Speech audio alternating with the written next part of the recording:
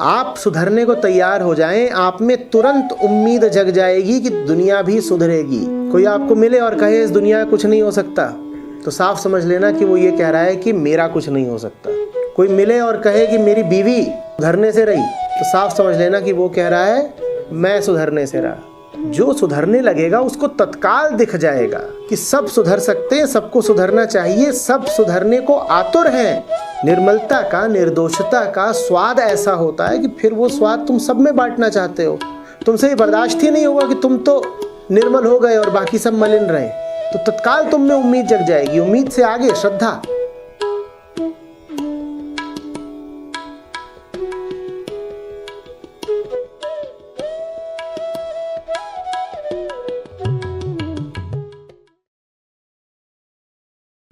अब ये होता है ना अनुवाद में, लय की बात हो रही है, डिसोल्यूशन की बात हो रही है, कंसंट्रेशन की बात नहीं हो रही है।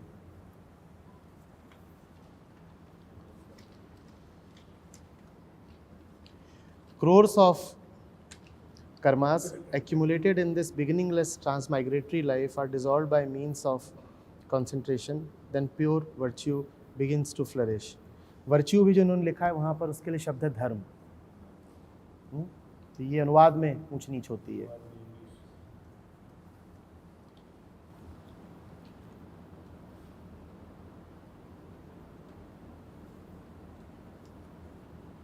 ये जो जिसे ये कह रहे हैं करोर्स ऑफ कर्मास, उसको मान लीजिए मन में संचित सारी सामग्री, जो भी कुछ मन में है वो बहुत बहुत बहुत पीछे से आ रहा है। कुछ तो वो है जो आपने इस जन्म में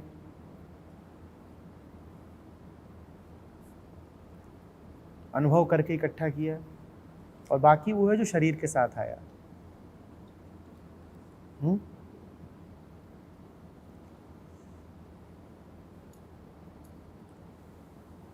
आपने देखा है मिट्टी का कोई पात्र होता है, उसमें आप पानी डालें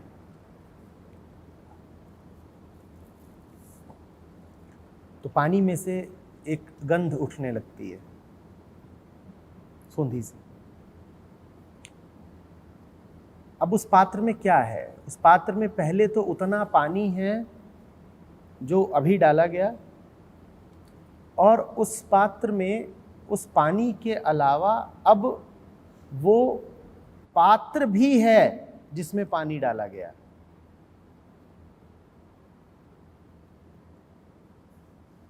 पात्र में तो पानी डाला ही गया, पानी में भी पात्र घुल मिल गया है।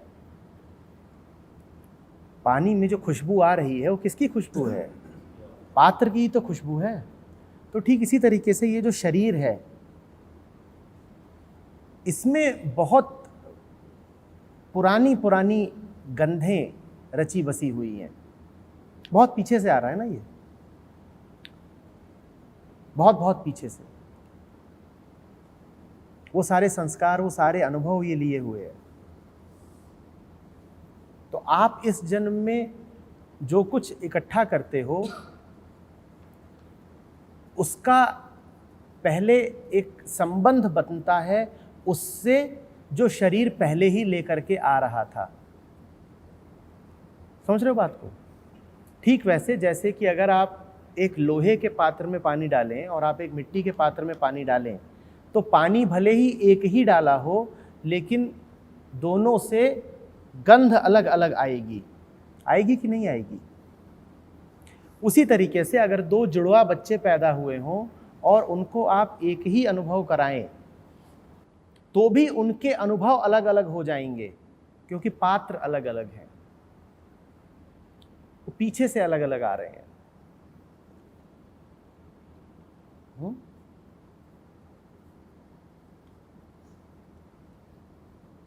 उपनिषद कह रहा है ये सब कुछ जो संचित करे बैठे हो, ये सब कुछ जब विलीन हो जाता है तब जो बचता है उसको कहते हैं धर्म।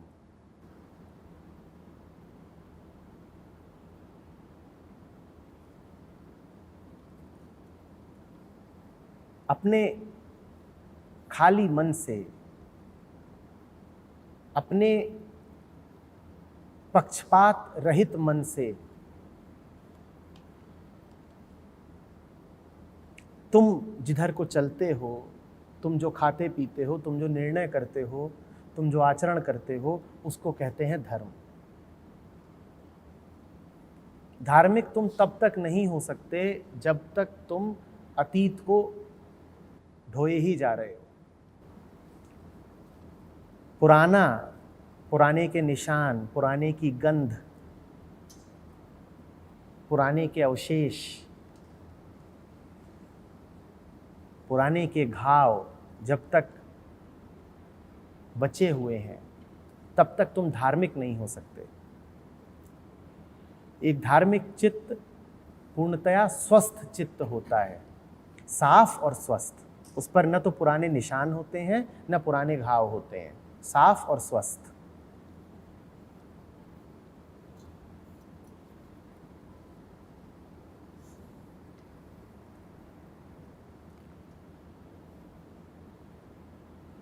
पुरानी यादों से आहत रहते रहते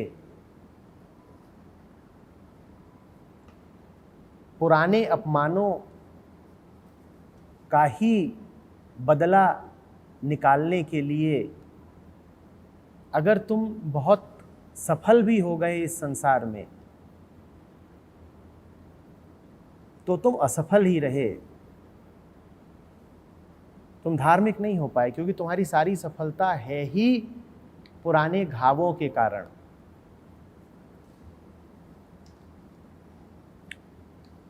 अक्सर जिन्हें चोट लगी होती है वही सबसे ज्यादा छटपटा के सक्रिय हो उठते हैं।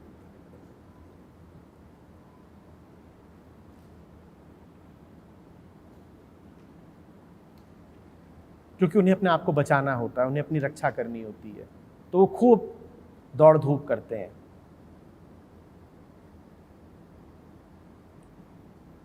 उनकी सारी ऊर्जा का केंद्र होता है उनका घाव।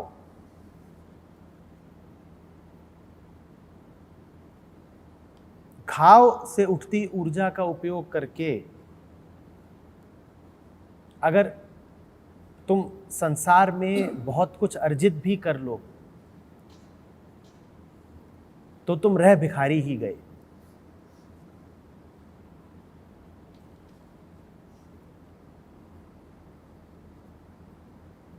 तुम्हारी हालत वैसी ही होगी कि जैसे कोई भिखारी अपने घाव दिखा दिखा के, अपनी दयनीय स्थिति की दुहाई दे दे करके खूब पैसा इकट्ठा कर ले। पैसा तो उसने इकट्ठा किया, पर पैसा इकट्ठा करने के पीछे उसका दुख, उसकी यंत्रणा ही थी।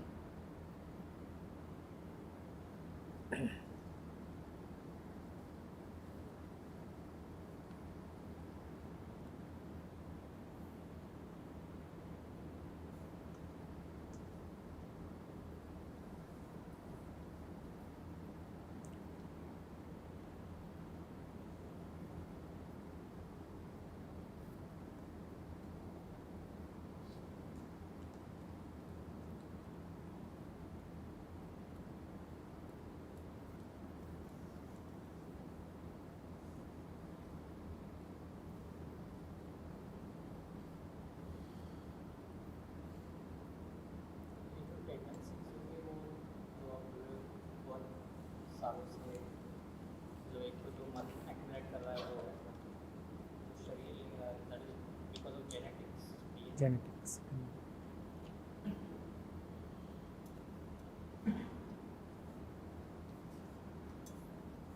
पैदा ही माल गड़बड़ होता है।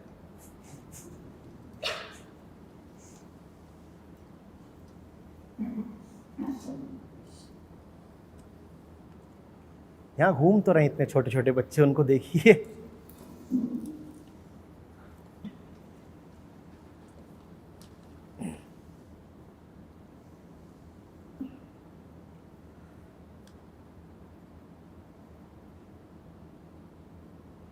जब से बच्चों वाले कैंप आयोजित होने लगे हैं तब से मेरा बचपन से विश्वास उठ गया है।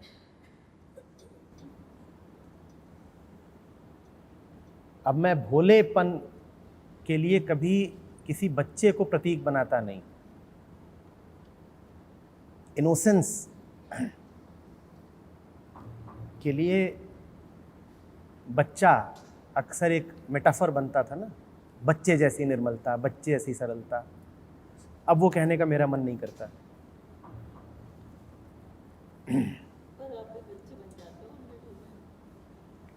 बुद्ध भोले हैं, कबीर भोले हैं, बुल्ले शाह भोले हैं, बच्चे नहीं भोले हैं।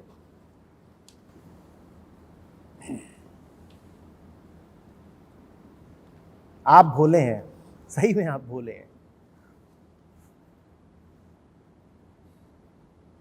भोलापन देखना हो तो बड़ों में देख लेना, वहां मिल जाएगा, क्योंकि उन्होंने कुछ जान के समझ के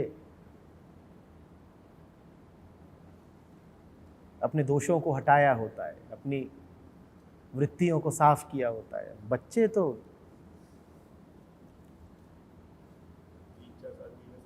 अरे 3-4 आप कहाँ बैठे हैं, 3-4 आप बहुत भोले हैं। 3 महीने निकल तो वो माँ के गर्भ से ही रहा है ना,